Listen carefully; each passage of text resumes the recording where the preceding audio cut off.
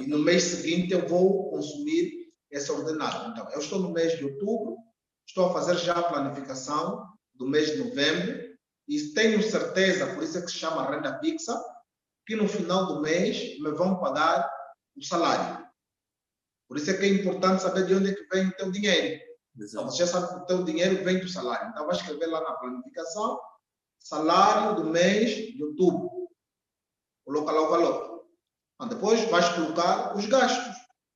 Gasto com alimentação, gasto com vestuário, gasto com saúde, gasto com propina das crianças, gasto com energia, gasto com água, gasto com combustível do carro, gasto com manutenção do carro, gasto com assuntos familiares, gastos com óbito, gasto com festa, se tiver programado uma festa naquele mês, ou se você também já tiver a fazer previsão que alguém na família vai morrer, então você também escreve lá gastos com óbito. Então, o que é verdade é que você tem aí uma folha em branco para você poder apontar tudo o que você está a pensar em alocar o teu recurso no mês seguinte. Então, isso é que nós chamamos de uma planificação financeira, um orçamento financeiro, um plano orçamental, uma programação financeira, seja qual for o nome que você vai querer atribuir a esse instrumento financeiro, mas o que é verdade é que você precisa fazer a previsão, não é, das receitas e dos gastos do mês seguinte. E esse instrumento, regra geral, chama-se orçamento. Agora, entrando para aquilo que é o terceiro ponto, que é organização, como o próprio nome diz, organização. Né? É você saber como é que, quando é que você vai realizar cada uma das despesas. Há casos, por exemplo, não é? As rendas não caem todas no mesmo dia.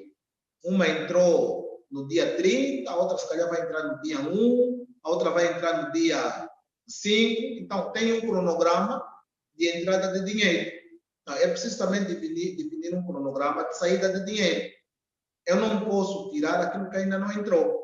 Então, esse processo organizativo, criar um cronograma de recebimentos e criar um cronograma de realização dos gastos no mês seguinte é muito fundamental e a esse instrumento nós chamamos de cronograma de execução financeira. Este cronograma vai permitir com você saber em que dia, em que hora e em que momento você deve realizar cada uma das despesas. Você, por exemplo, pagar a propina dos filhos, vai encontrar, cada colégio tem a sua regra, diz que a propina deve ser paga até o dia tal. Depois tens, por exemplo, a água de casa, que a fatura de água deve ser paga até o dia tal. A fatura de luz deve ser paga até o dia tal. Então, em função daquilo que é o teu cronograma de recebimento e aquilo que é o teu cronograma de realização de despesas, você tem sempre a possibilidade de saber em que momento vais receber e em que momento vais fazer o respectivo pagamento. Então, tendo a questão organizacional resolvida, não é? Você deve olhar para aquilo que são os teus objetivos. Doutora, os objetivos são muito fundamentais. Antes de passar para o quarto passo, são questões que eu noto muito lá na página. Para quem ainda não segue a página do Mentor, então vou deixar aqui na descrição a página. E também a página da Poupa Invest também. Eu dou lá sempre alguma fuçada e as pessoas estão sempre a questionar. Então, a questão é para o terceiro passo, que é a organização. Por que é importante ter os cronogramas divididos em dois? É muito importante ter o cronograma, não é? Porque nós, do ponto de vista financeiro, não podemos gastar aquilo que não temos. Exato. Vamos supor que eu no dia 1 estou a dizer que devo pagar o colégio dos filhos. Mas é hábito o meu salário ser pago no dia 5 de cada mês. Quer dizer, há daquelas empresas que só pagam o salário na primeira semana do mês seguinte, quando deviam pagar antes do final do mês.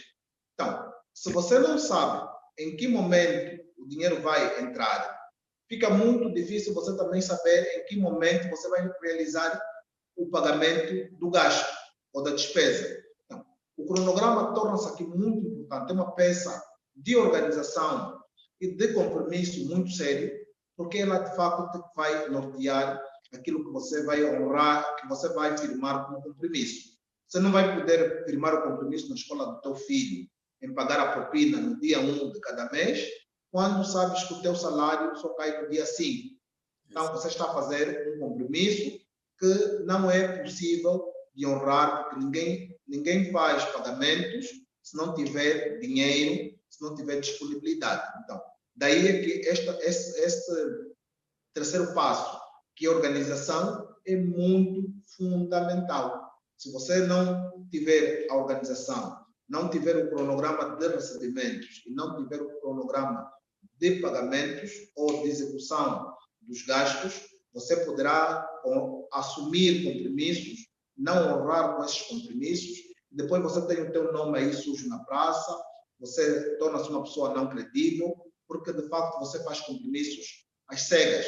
Você diz, amanhã mesmo eu vou te pagar, mas você não tem certeza se você hoje vai poder receber dinheiro para pagar amanhã, ou se amanhã de manhã você consegue receber para poder pagar à tarde. Então, é aí onde nós temos a questão do cronograma, uma peça fundamental naquilo que é o terceiro pilar, que nós estamos a chamar de organização. Fazer lembrar que o primeiro pilar é saber de onde é que vem e para onde é que vai o seu dinheiro.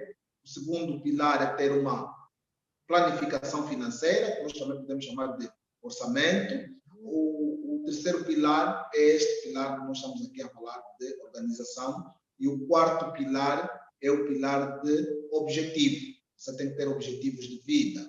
Você, para escalonar o nível de cronograma, você tem que olhar para aquilo que são os teus objetivos.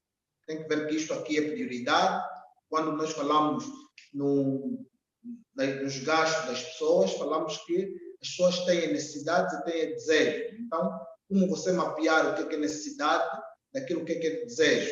Será que primeiro vais realizar as necessidades ou primeiro deves realizar os gastos relacionados com desejos? Quer dizer, essas coisas todas só vão ser possíveis se você olhar para aquilo que são os teus objetivos de vida, aquilo que são os teus objetivos, se você olhar para onde é que você quer chegar, para onde é que você está e para onde é que você quer ir. Se você não tiver essa componente e esta capacidade, você vai ficar perdido, vai fazer escrituração também só por escriturar.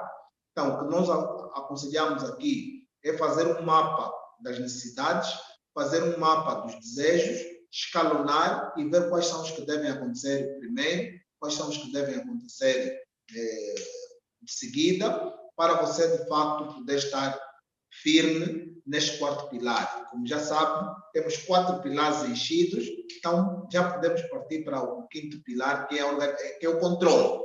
Exato.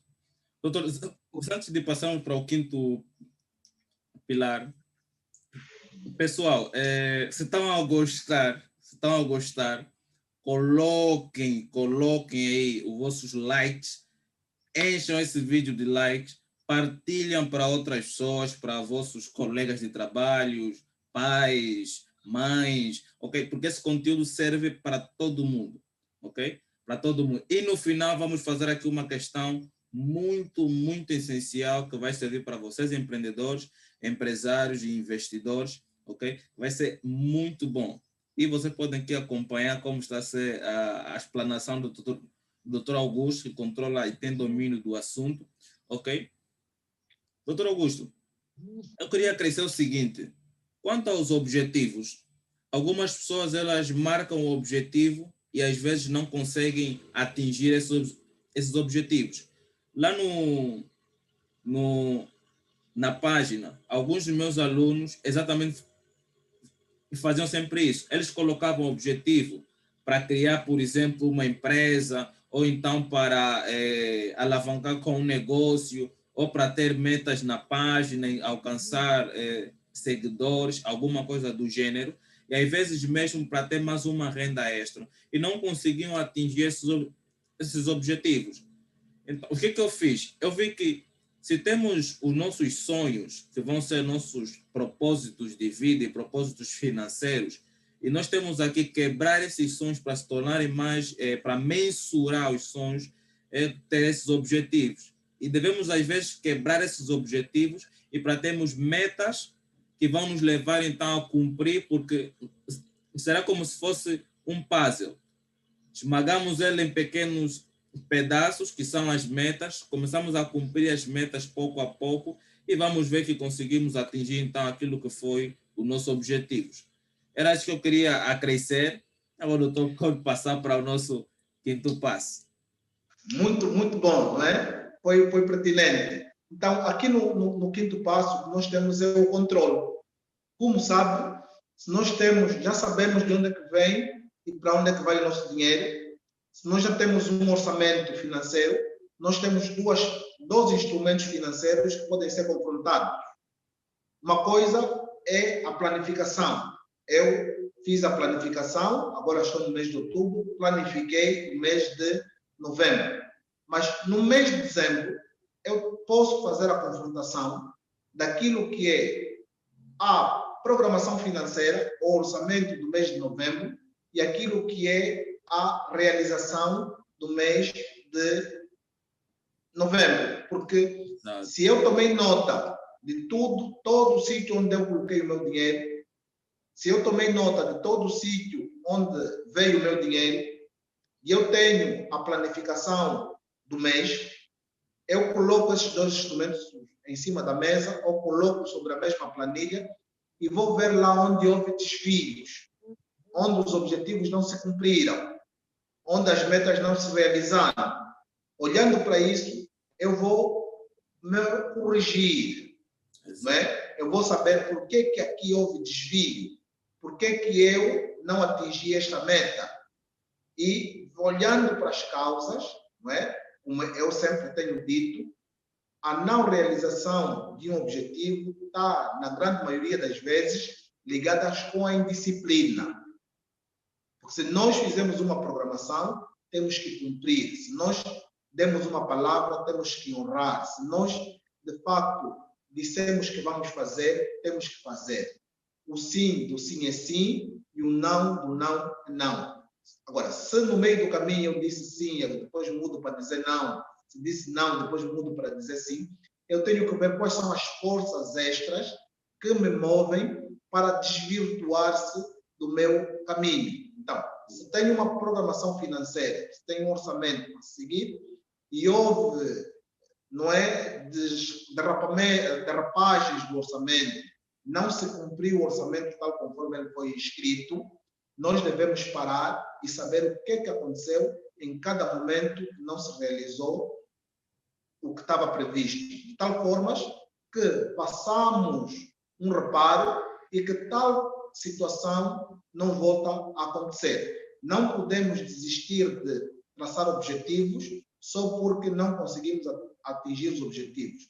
Aqui já tem uma palavra muito bem divulgada, que é utilizada, que é a palavra resiliência. As pessoas têm que ser insistentes, as pessoas têm que persistir. Nós temos histórias de pessoas que decidiram ser empreendedores e quando abriram as portas da empresa no primeiro dia, não venderam nada.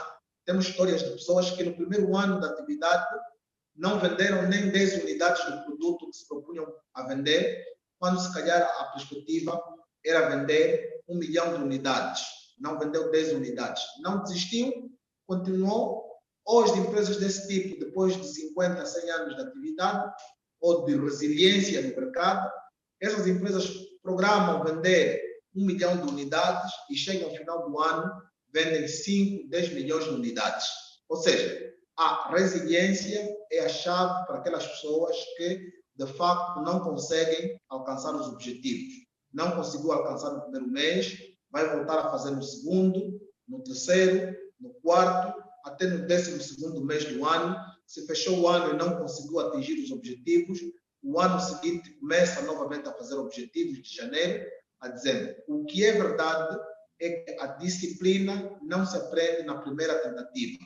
Nós estamos aqui a falar de disciplina. Se você não for disciplinado, se você não for obediente, nós começamos o nosso discurso a falar que lá no Jardim do Éden, tudo só se transformou num pesadelo quando Adão desobedeceu.